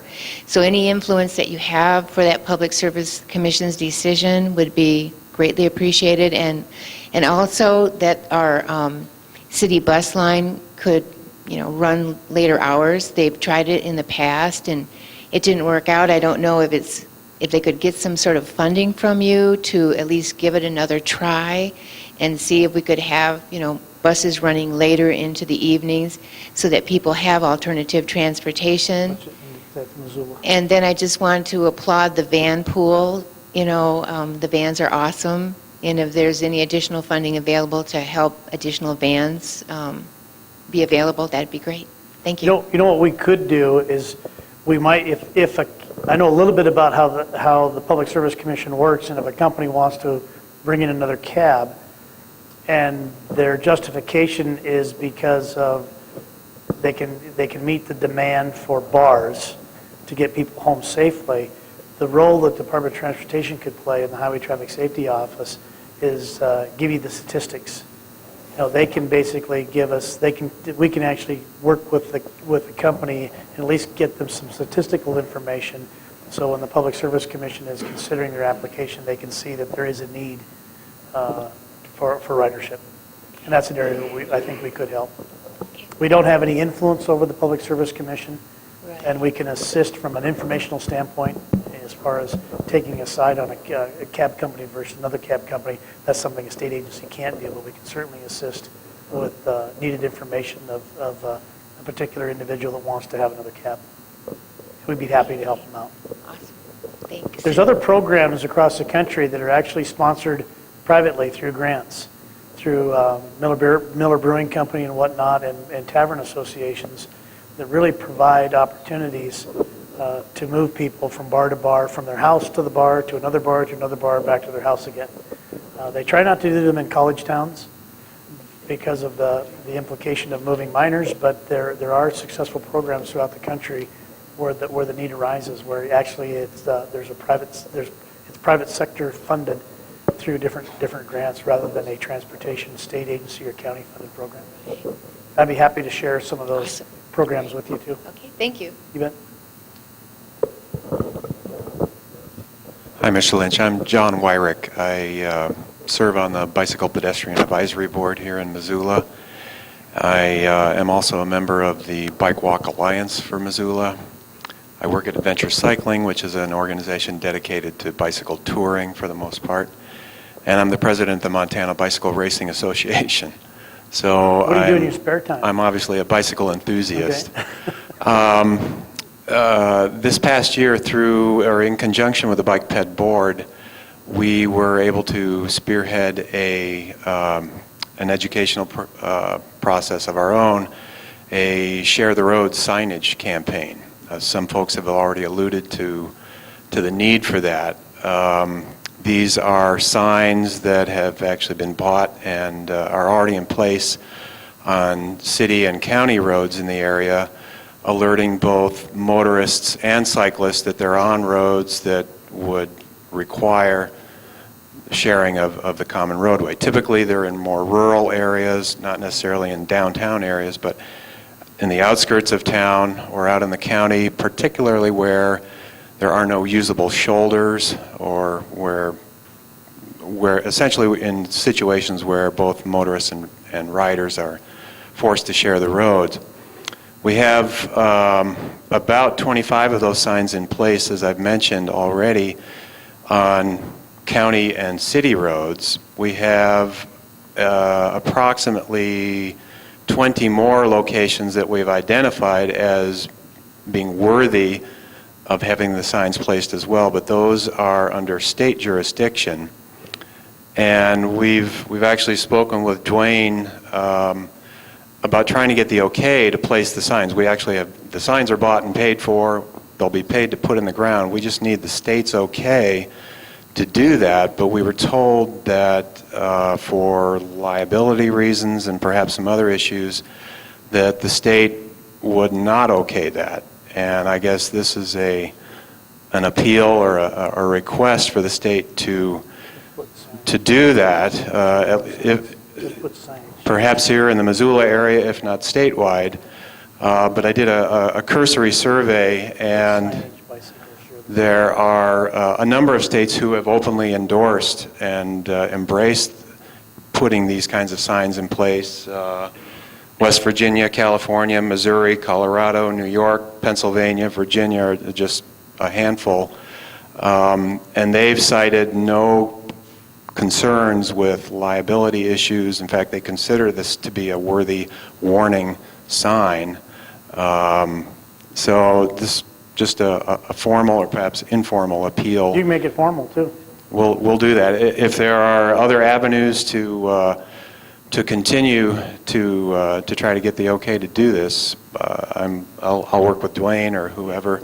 Well, you came to the right place because this is part of what this process is about. So this is the avenue in which you can make that request, and we've got it down here, and I'll get back with the people in the Department of Transportation and follow up on your request for you.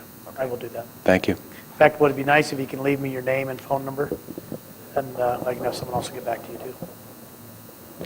It's a great idea. I've seen the signs all over different states and driving, and I have to admit, it is a reminder.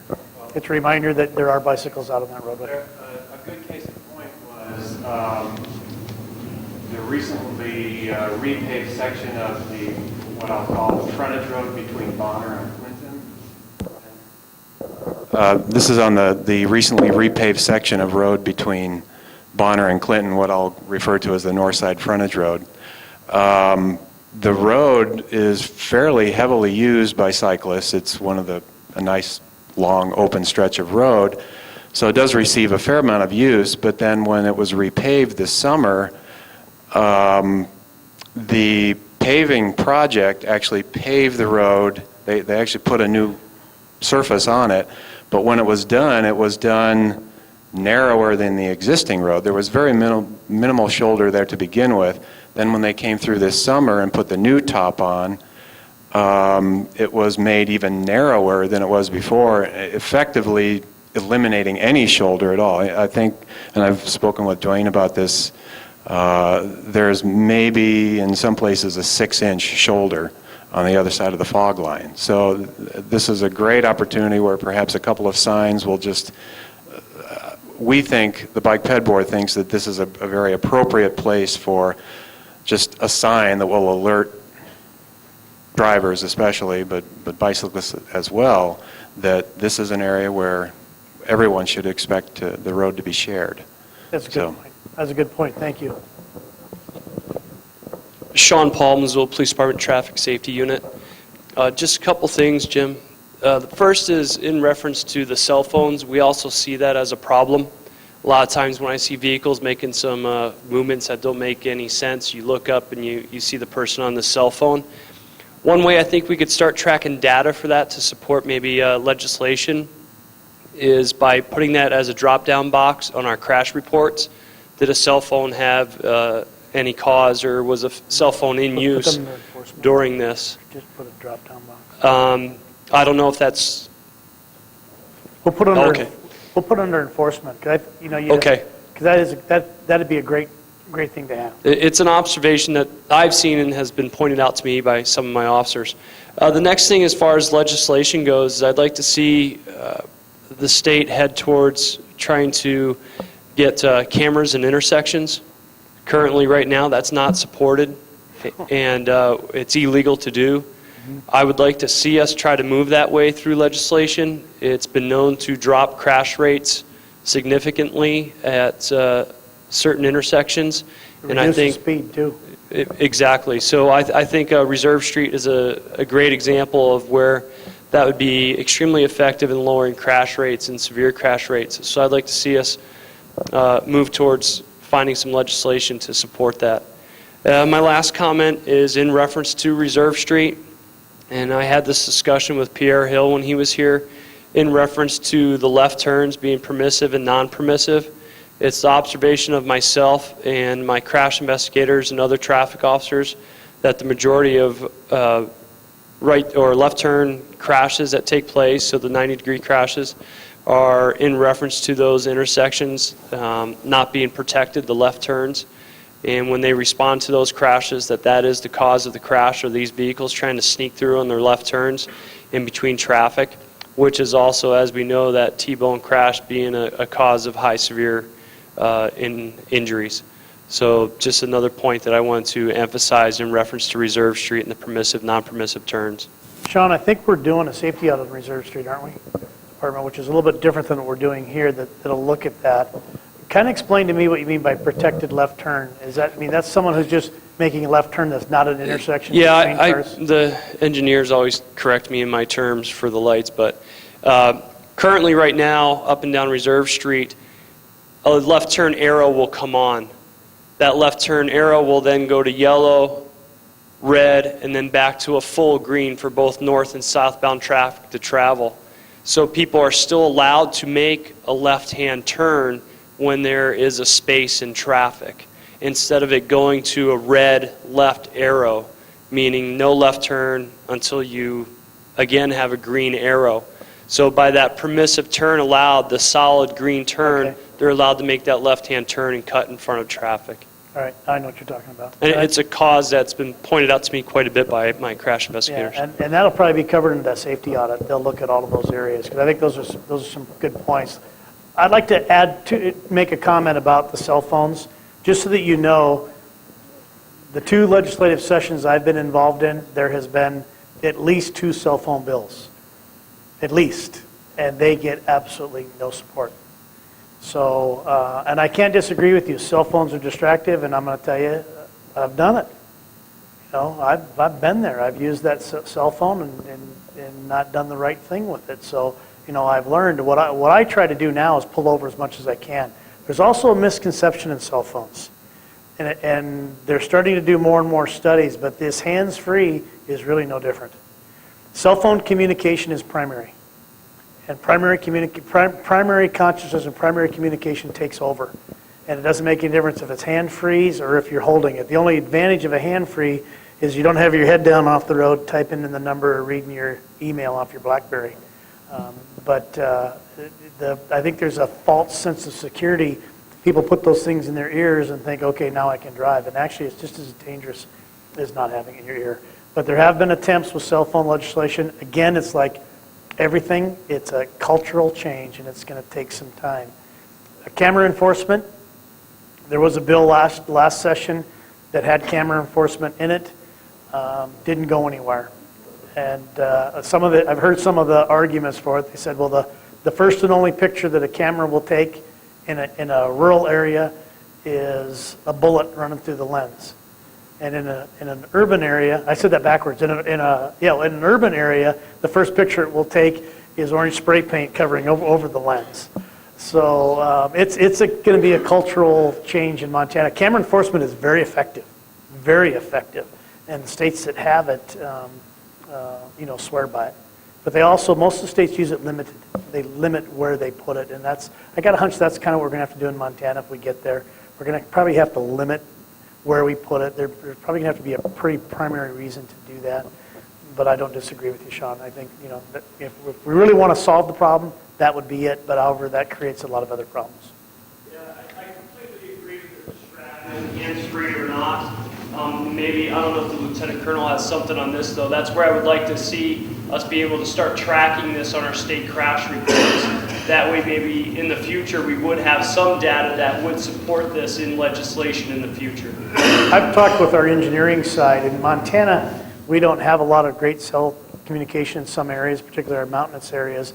And looking at the possibility of where we have a signal, because I don't know if you've driven on Montana highways a lot. You'll be on a cell phone, you lose a signal, you go, oh crap, and you drive a little further and try to dial again, and you get it, hello, lost them again. Areas where we have it, building a pullout, where we know we have cell communication, so at least the motorists can pull off the road, and they have a signal at that point, and they have a place to park. Those are areas we're exploring right now at the department. We're just in its infancy stage, and maybe if it looks like those things are doable, then maybe even go one step further and look with the cell communication companies to see, if maybe they can help with a boosted signal at that particular location or whatever. But at least find opportunities for motorists to get off the road. I know the Highway Patrol is fabulous in working with people that get off the road with a cell phone. They always pull in, they always check to see if you're okay. And I know I've pulled over several times and the Highway Patrol has come in behind me to check to make sure that I'm okay. And they're never intrusive. I just say I'm on the cell phone and they say thank you very much and they go back in. They never go up and say, well, can I see your driver's license or registration? So I think that's a good thing. And I'm sure that the local law enforcement in the various counties also recognize the importance of someone pulling over. Do you agree with me, Mike? Okay. Mr. King. Steve King, I'm City Public Works Director. First, I want to thank you for being here. This has been an informative evening. Obviously, you've been thinking a lot about Missoula. You've got a lot of very good information, and I appreciate Dwayne and Director Lynch being here personally. It means a lot to us locally.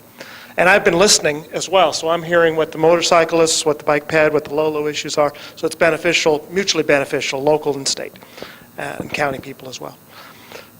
So a lot of statistics, but I don't see what I would call analytical or results information as to what to do with this. So I see, the charts and the facts and figures, but there's not a cost-benefit analysis of what is the best way to target this set of facts and figures toward action items. And I see, certainly a very good list of action items, both with the education, enforcement, engineering side, but it's not clear to me how effective and on a cost-benefit basis how that could most effectively be implemented. And bringing that more home to a conclusion of how do the facts and figures get to results with safety as far as where we spend our money. Is it with the bike ped program and education? Is it with enforcement of DUI type things? Or is it with building things like luminaires or corridors that have lighting? So that's what I would ask for as a result for follow-up on this type of presentation. So let me just bring out one thing locally for Missoula is corridor lighting. Our arterial corridors, our state rights-of-way, some are lit, some are not. The maintenance on the lighting is, some are maintained, some are not. And so I want to be an advocate for corridor lighting for a couple of reasons. I believe it's probably cost beneficial.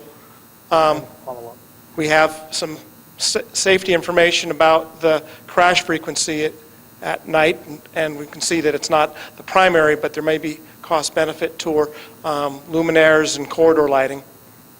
And also in Missoula, it has a mutual benefit in an urban environment to have lit corridors is multimodal. In other words, you can see the bikes, you can see the peds. The bus drivers or the bus riders can get on and off their bus stops and have the security of lighting. And of course, the vehicles, and I'm getting older, I'm appreciating well-lit corridors more. So let me be an advocate for corridor lighting. The segue, though, is how does this type of request get from the department into our metropolitan planning organization as a recommendation from the department for the MPO to take action on funding such a thing as corridor lighting or safety programs.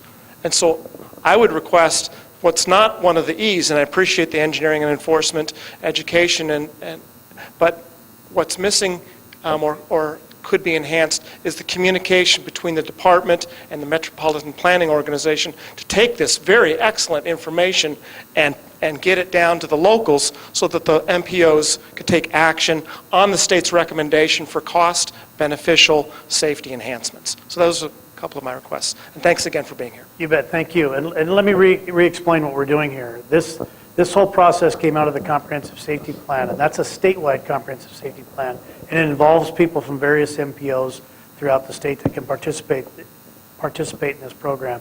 Our Comprehensive Safety Plan that was established a year ago is a living document, and that's what this is all about. This is the first step where we've identified the high crash corridors, and this is only one part of our Comprehensive Safety Plan. And what we do is we'll go to all of these communities. This is our fourth one that we've gone to. We collect the data. We get information back from the community, as I said earlier. We don't have all the answers. You have things that you know specifically to your location. That information will be compiled, and as we meet again, as the champions come together and we keeping this Comprehensive Safety Plan alive, we'll address those areas. The point you make, which I think we should look at, is maybe reaching out more to the MPOs rather than voluntary participation when we get to this point, particularly if we identify areas that really are an MPO issue and are really maybe a city issue. It may not be an MPO, but a city issue, and go one step further and then maybe take this information to a smaller audience. I think you got some great suggestions with some costs associated with it. Because it isn't always going to be a Department of Transportation cost in the Comprehensive Safety Plan. We're not just talking about Department of Transportation highways. We're talking about roadways throughout the state of Montana. And there are 70,000 miles of roadways in the state of Montana. 12,000 of that 70,000 miles are state highways. So obviously these accidents just didn't happen on 12,000 miles. So you make some good points, and we'll do that. Mike? All right. I'm Mike Tooley, Deputy Chief of the Montana Highway Patrol, and first of all, thanks for the ride over, Jim, and I'm glad I could help out with those donuts. Yeah, that was great. Thank you. All right. I was starving. Yeah. And now I know why I was sitting in the co-pilot seat away from the donuts. But Yeah. You didn't eat any donuts. I will test you did not have a donut the whole way over. didn't get a chance. They were gone. But anyway, back to Sean Paul's concerns about the cell phone being on the crash report. There is a code on the report for cell phone use. What's coming out, though, it's going to be a little bit more expanded. We just rewrote the MUC, which was as exciting as it sounds. That's a national standard for crash reporting, and there's going to be more distractions on there than just cell phones, because it turns out that cell phones are like number 4 out of 7 on all the list of distractions. The most dangerous distracted person on the road is a 17-year-old boy leaving McDonald's with his Big Mac. That's a huge problem. Watching his DVD. I mean, there's a lot of different distractions out there. I'm a little sensitive to distracted drivers right now. 2 months ago, I lost a trooper to a distracted driver. So, and I've been the about the only proponent for a cell phone ban.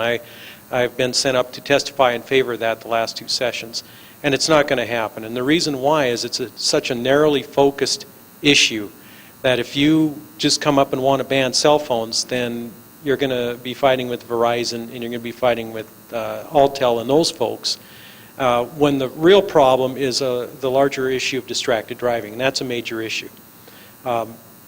Folks that need to be educated about that are our legislators. I don't think they understand how big of an issue distracted driving is. And the point I'd like to bring, I heard the woman talk about the motorcycle issue and legislation. I've been involved in the legislature a couple times, and I've seen Director Lynch up there a couple times, well, more than a couple times, all the time. And really, the most effective way to change the law or to get something through the legislature is on the grassroots level. By the time Director Lynch and I show up, they know what we're all about, and they know what the message is going to be. And you know what? They aren't accountable to Director Lynch or I. They are accountable to you. And so if you have a change that you want to see made, you need to educate your legislator, or even, I would suggest, educate your county commissioner who has a big impact on your legislator, and make those changes that way. Please do not count on Director Lynch or I to get all that done, because it's not going to happen. Obviously, with the primary seatbelt law, we've tried twice, and it hasn't worked. They see somebody dressed like me come up, and they think it's all about writing tickets. That's not true. It's about saving lives. They need to hear that from you folks. And other than that, I have no other comments. Thank you, Mike. We're going to get primary seatbelt law. It's just a matter of time. We lost my first legislative session, and Mike is correct. Mike and the Highway Patrol played a very important role, as several people did, and we lost that legislation by 56 votes. This last time, we lost it by 6 votes. So we're there. It's time. It's a cultural change in Montana, and those things take time. We just have to be patient, be positive. And just remember, just because there isn't a primary seatbelt law doesn't mean that we have to quit on trying to educate the community on the importance of wearing one. And we don't have a primary law, but we do have a secondary law. So it is a law. You have to wear a seatbelt. So, you know, we're going to keep the pressure on, and hopefully we'll get more and more people buckled every year. Any more questions? Just really quickly, I forgot one of my most important hats, and that was that I really wanted to mention that regional transit is really important in the state. We need to do it for a lot of reasons, but one of them is safety. So I hope that the department can figure out some way to send more dollars into the transit arena and add transit to the top of the list instead of kind of as the secondary factor. So, and also I do think that we should start with cell phone or road distraction education prior to legislation, because I think we're going to be a long time before legislation, and we really need to work on education first. So. No, you're absolutely right. It's a driving behavior. That's what we're dealing with. Looks like we're done. Thank you very much for sticking through it all. I hope it was informative. We got some great ideas here that we can put together with the other communities that we're going at and analyze the information and try to make our roads a little bit safer here, not only in the city, but the county, but throughout the rest of the state. So I really appreciate you being here tonight. Thanks.